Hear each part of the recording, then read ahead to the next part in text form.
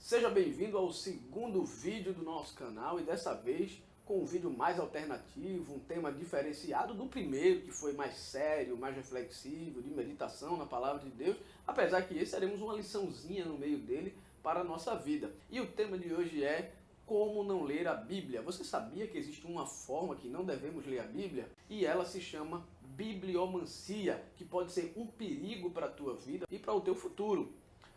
Esse ato é quando você abre as escrituras de forma aleatória, põe o dedo de olho fechado sobre um versículo e acha que ali vai estar a resposta que vai solucionar todos os teus problemas, que vai abrir os horizontes para você e que Deus vai manifestar ali a sua vontade. E não é bem assim. Deus, é claro, ele pode agir de formas ilimitadas, mostrar os seus caminhos, nos direcionar, abrir um texto da Bíblia e ali se revelar. Mas a gente não pode ter isso como regra, como um padrão de resposta de Deus e sempre por adivinhação, aleatoriamente, abrir a Bíblia e achar que ali magicamente Deus vai se revelar para a gente. E isso pode ser um perigo se você se moldar na sua vida cristã somente por isso. E eu vou citar alguns exemplos aqui para você de historinhas engraçadas, uma delas verdadeira, que não é tão engraçada assim, mas que traz para a gente algumas lições sobre bibliomancia. A primeira delas é sobre um homem que queria descobrir a vontade de Deus para o seu futuro. Então ele pensou, vou colocar o meu dedo sobre um versículo aleatório e ali vou saber qual é a vontade de Deus para mim. Então ele abriu a Bíblia aleatoriamente, colocou a mão sobre o versículo e então ele se deparou com Mateus 27, versículo 5, onde dizia, parafraseando, Judas partiu e foi se enforcar. Ali ele acreditou que estava achando tudo queria mudar a sua vida, mas de repente ele se depara com Judas indo se enforcar e poderia parecer que ali era uma resposta de Deus para ele, mas ele não se deu por vencido e pensou, agora eu vou tentar novamente, porque isso daqui não é Deus para mim, não tem nada a ver com a vontade de Deus.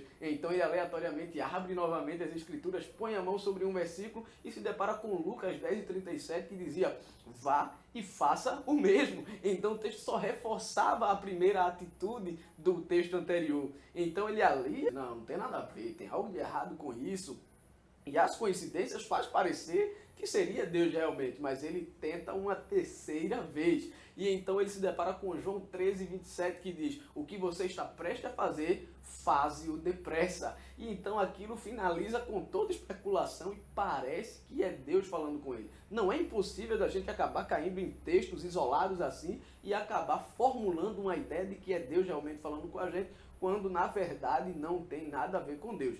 E temos aí um segundo exemplozinho, e esse parece que é real pelas pesquisas que fiz, e a história fala sobre um homem que estava muito depressivo, deprimido, e pensava que o Criador, Deus, havia o deixado desamparado e que não mais o queria por perto.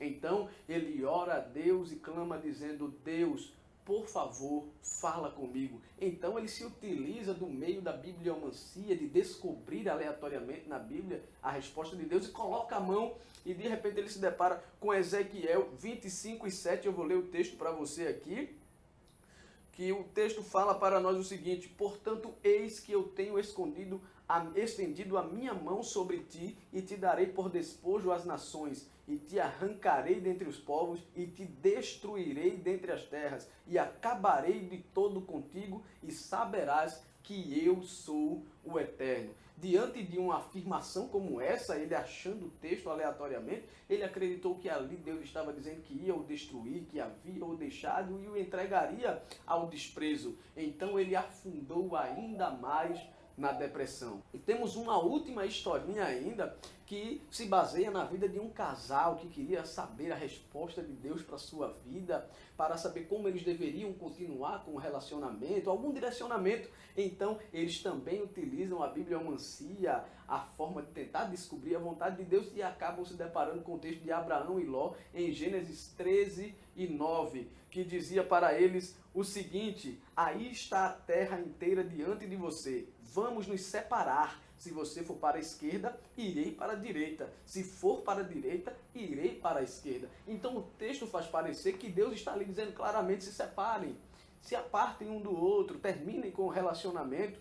E se uma pessoa frágil de cabeça, no momento de agonia, que está aflito, sem saber o que fazer, pode acabar acreditando que aqui Deus está falando com ela a respeito disso. Mas vale ressaltar que devemos sempre priorizar o texto inteiro, a meditação, a oração.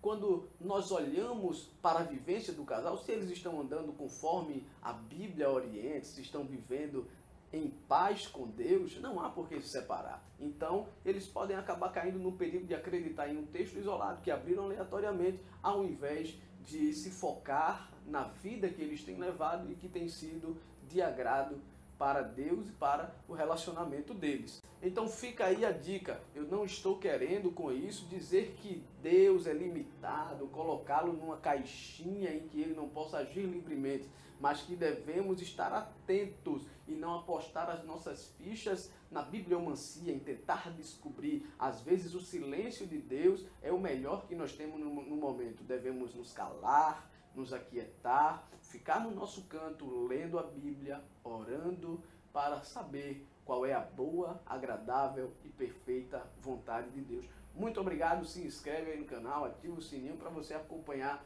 todos os vídeos que a gente vai postar após esse. Muito obrigado e tchau! Graças a Deus.